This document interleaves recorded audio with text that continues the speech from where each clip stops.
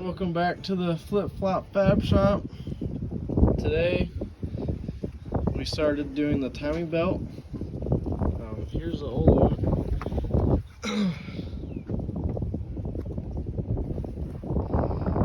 It's been changed before. This has gates on it. But I didn't film this really because this is our first time doing a timing belt on my situation, my first time ever doing a timing belt. My dad's done one before, but there's a bunch of videos on how to do this already that probably do a way better job of explaining it than I can.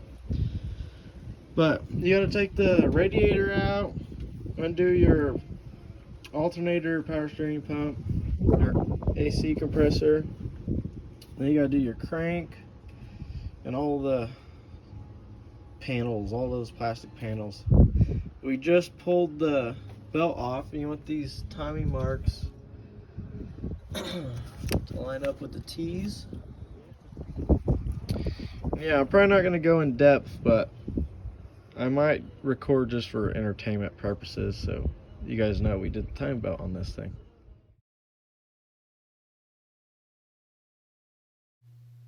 Right here, I'm just showing how to take the water pump out. You just gotta take those bolts off and then pry on it a little bit.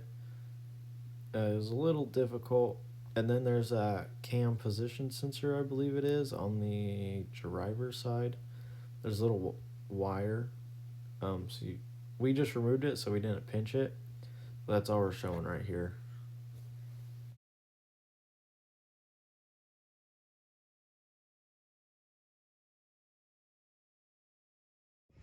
So got the water pump on, torqued that to 14 foot-pounds. Got the belt on, dot to dot, dot dot. The crank. See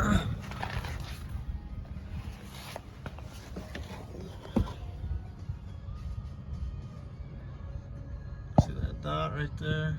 The one. Money. Now we're gonna turn it because you want this side to be tight because the tensioner is gonna take up the slack over here.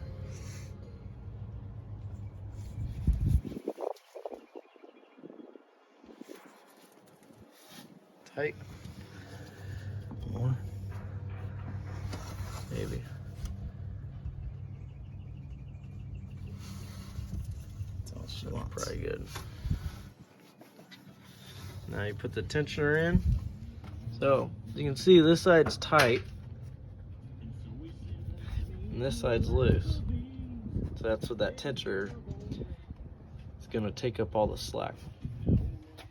Okay, pulled the tensioner pin out, about to put the compressor back on and all this. And I'll see you guys in a minute. Okay, so it's fully dressed. Now we just need to tighten the crank down. 181 foot-pounds. I don't have the tool to keep the crank in one spot, so I just got the old belt and just wrapped it. We'll see if that works.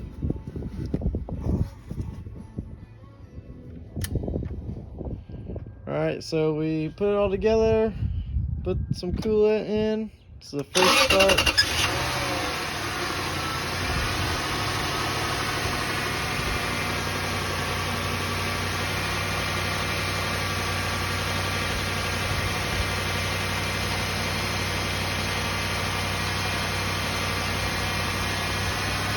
Quiet.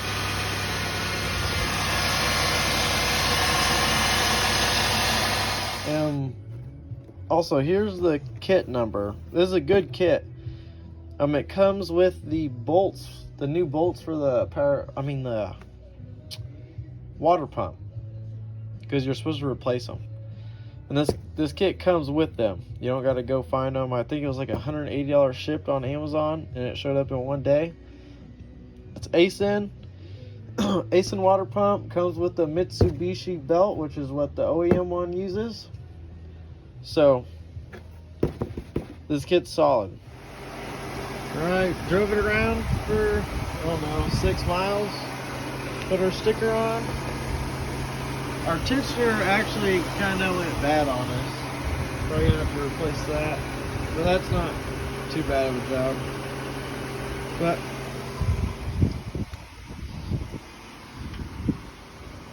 now we're excited to drive it. put her on the road, you know. We also noticed that our power steering fluid, or transmission fluid, but our power steering fluid was really dark and nasty, so we're just sucking it out of the reservoir.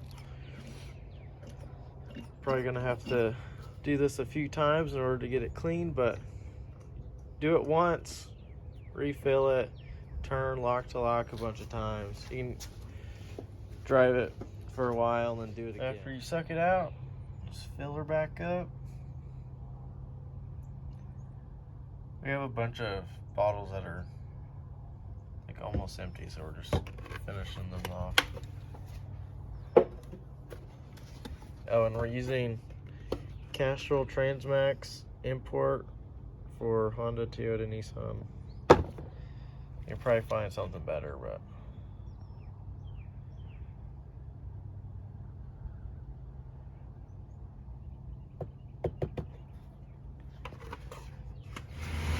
now you just want to turn it lock to lock, get that fluid circulated.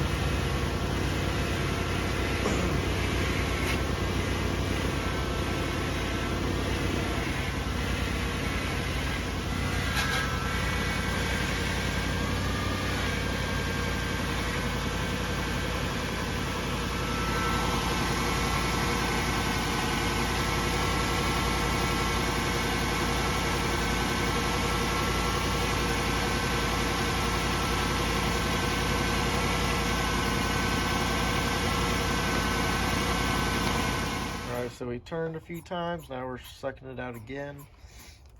Gonna do it twice. All right, we fill it up again. Now repeat the process.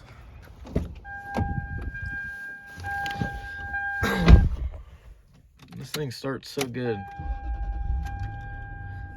Oh, also, forgot to tell you guys, the check engine light for the passenger side cat went away.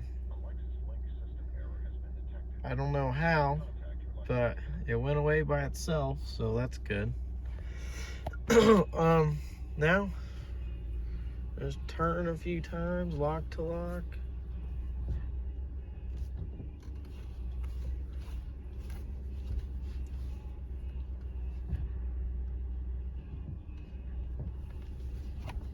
Okay.